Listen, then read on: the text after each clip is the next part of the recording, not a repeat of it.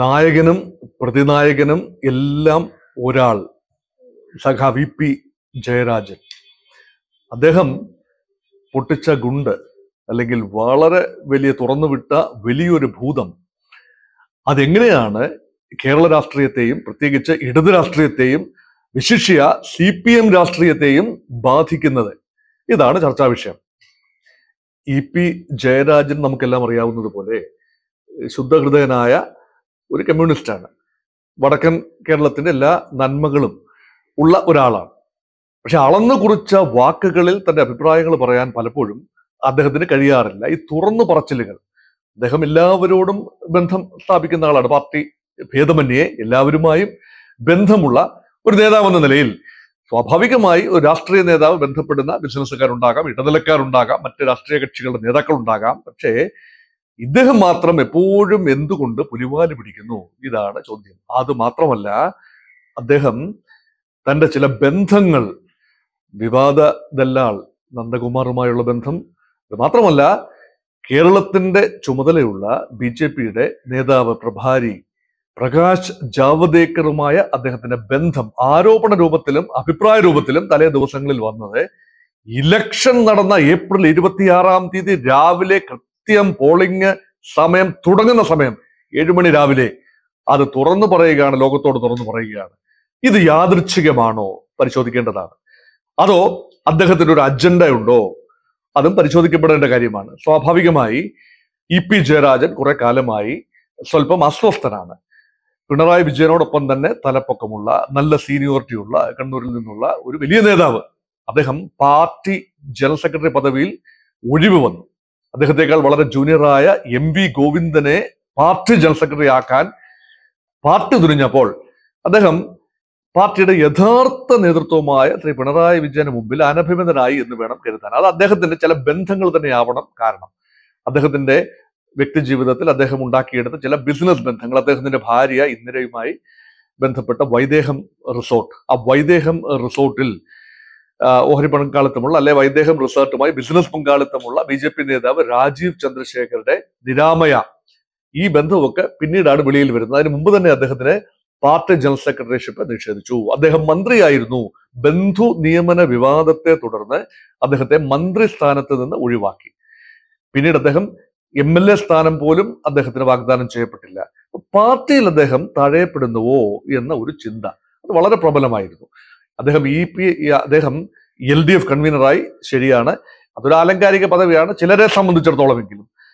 അപ്പോൾ അദ്ദേഹം പലപ്പോഴും പാർട്ടി പരിപാടികളിൽ നിന്നും, അദ്ദേഹത്തിന് ഇപ്പോൾ കാസർഗോഡ് മണ്ഡലത്തിന്റെ തെരഞ്ഞെടുപ്പ് ചുമതലയൊക്കെ കൊടുത്തിരിക്കുകയായിരുന്നു. പക്ഷെ അവിടെ മാത്രമായി അദ്ദേഹം ഒതുങ്ങുകയാണ്. കാസർഗോഡ്, കണ്ണൂർ മാത്രമായി ഒതുങ്ങുകയാണ്. അദ്ദേഹം പലപ്പോഴും MV ജയരാജന്റെ പരിപാടികളിൽ, യാത്രകളിലും സമ്മേളനങ്ങളിലും പങ്കെടുക്കാറില്ല. ഇതെല്ലാം തന്നെ ചോദ്യചിഹ്നമായി നിൽക്കുകയാണ്.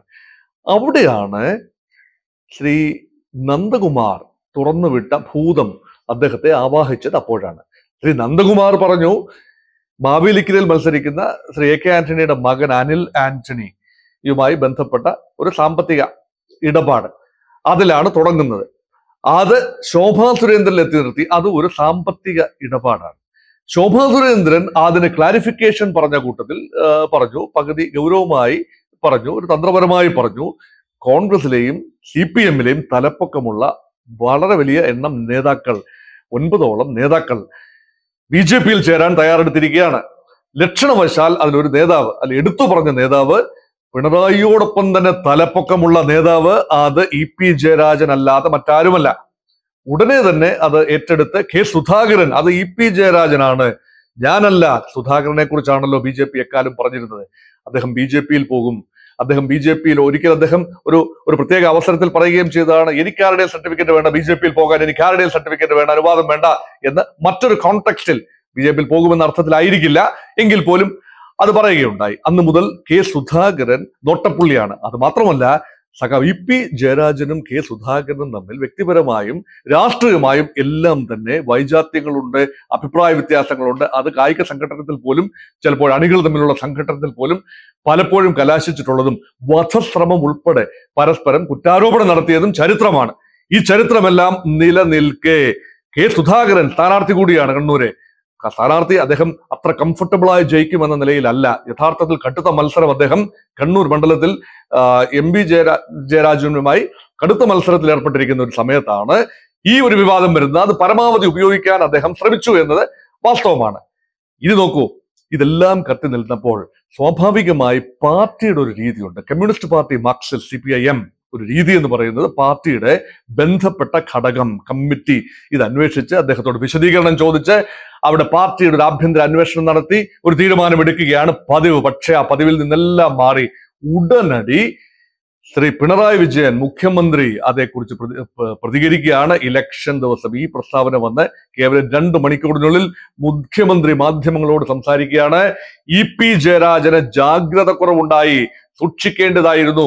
വിവാദ പുരുഷന്മാരുമായി അദ്ദേഹത്തിനുള്ള ബന്ധം തീർച്ചയായും പാർട്ടിയെ മുൻകാലങ്ങളിലും പ്രതിരോധത്തിലാക്കിയിട്ടുണ്ട്, പരിശോധിക്കേണ്ടതായിരുന്നു അദ്ദേഹം. അത് മാത്രമല്ല, അലങ്കാരികമായ ഒരു കാര്യം, നമ്മൾ ആരും കേട്ടിട്ടില്ലാത്ത ഒരു നാട്ടുമൊഴിയും കൂടെ പറഞ്ഞു.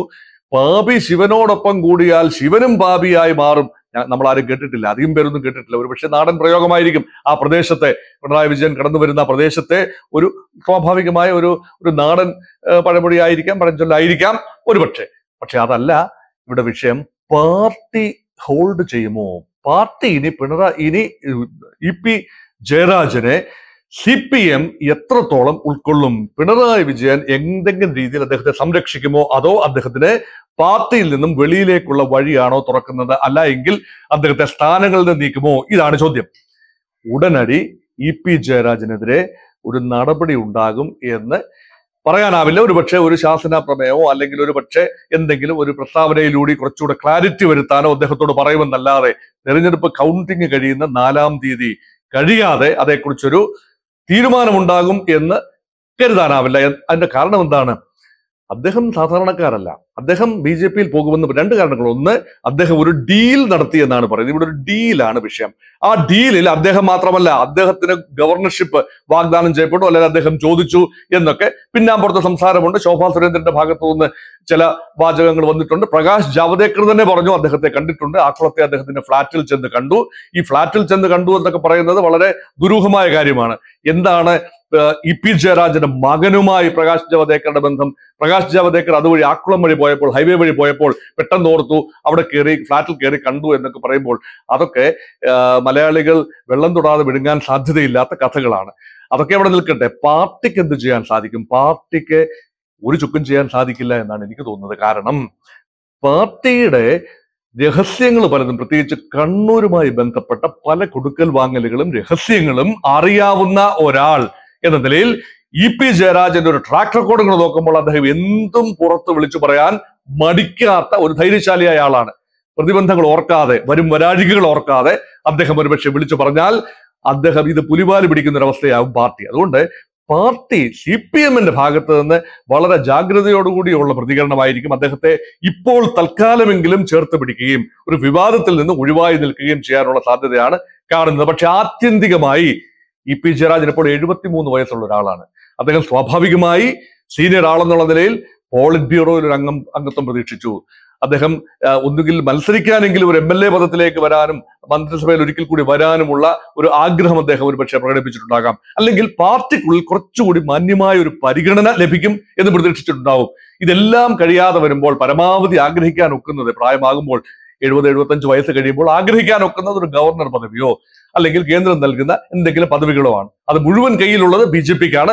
BJPയെ സംബന്ധിച്ചിടത്തോളം അനിൽ ആന്റണി കടന്നു വന്നതുപോലെയോ അല്ലെങ്കിൽ പത്മജ വേണുഗോപാൽ കടന്നു വന്നതുപോലെയോ അബ്ദുള്ളക്കുട്ടി കടന്നു വന്നതുപോലെയോ അല്ല, മറിച്ച് സ്വന്തം നിലയിൽ നേതാവായി വളർന്നു വന്ന, അടിത്തട്ടിൽ നിന്ന് വളർന്നു വന്ന സഖാവ് EP ജയരാജൻ കടന്നു വരുമ്പോൾ ആകപ്പാടെ ഉണ്ടാകുന്ന ഒരു അങ്കലാപ്പ്, അത് BJPക്കല്ല CPMനുണ്ടാകുന്ന ഒരു അങ്കലാപ്പ്, അതിൽ നിന്നും മുതലെടുക്കുക എന്ന BJPയുടെ ഒരു തന്ത്രം, അതിൽ നിന്നാവണം ജയരാജനെ സംശയത്തിന്റെ മുനയിലാക്കി നിർത്തിയത്, BJP നിർത്തിയത്. എങ്ങനെയാണെങ്കിലും പ്രയോജനം BJPക്കാണ്. സംശയത്തിന്റെ മുനയിൽ ജയരാജനാകുമ്പോൾ പാർട്ടിക്കുള്ളിൽ തന്നെ ഒരു പുനർവിചിന്തനം ഉണ്ടാവുകയും പാർട്ടി അണികളുടെ ഒരു പങ്കെങ്കിലും BJPയിൽ പോവുകയും പാർട്ടിക്കുള്ള ഒരു പ്രതിരോധമാണ്. ഞങ്ങളുടെ പാർട്ടിക്കാർ, നേതാക്കൾ ആരും തന്നെ BJPയിൽ പോകില്ല, നിങ്ങൾ കോൺഗ്രസ്സുകാരാണ് പോകുന്നത് എന്ന് സ്ഥിരമായി പറയുന്ന CPMന്റെ ഒരു നയം, അതിനേൽക്കുന്ന അല്ലെങ്കിൽ ആ കവചം വലിച്ചു കീറപ്പെടുകയാണ്.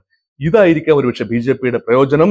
ജയരാജൻ എന്ന വ്യക്തിയെ സംബന്ധിച്ചിടത്തോളം ഇത് നഷ്ടക്കച്ചവടമാകാനാണ് സാധ്യത